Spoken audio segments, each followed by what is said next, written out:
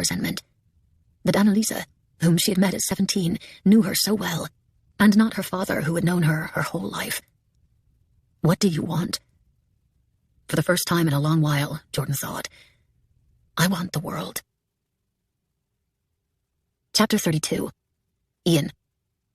June 1950. Boston. How did it go with Kolb?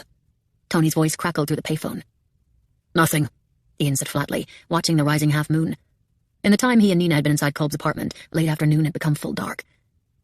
You finally met the McBride widow. Anything of note? They hadn't technically ruled out that the shop owners might be involved with Kolb's activities. Pleasant woman, blue eyes, dark hair, classic Boston clip on her R's. No scar on the neck. Hey, no harm checking. She was in and out with a few questions. No attempt to talk to the employees or customers.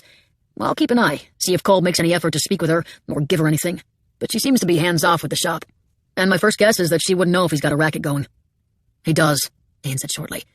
We just can't prove it yet. He hung up, returning to the diner on the corner where Nina already sat with a Coca-Cola, keeping watch through the window. Not much of a diner, empty except for an ancient waitress whose cigarette ash nearly fell into Ian's 5-cent coffee.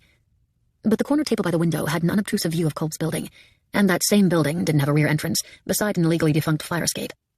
Ian didn't see the aging forger swinging down from a fire escape by his hands, so the diner was where they settled to keep watch. You should go home, Ian told Nina. There was a part of him that was sorry, very sorry, that he hadn't beaten Kolb into a mass of blood and bone splinters. He wanted to sit here and drink bad coffee until that part was thoroughly strangled. You did well tonight, he added. He'd worried her flair for chaos would spill into the work, but she'd cleaved to the plan, watched for clues, been useful. Spasibo. Nina began taking out hairpins, shaking her hair out of its grim knot.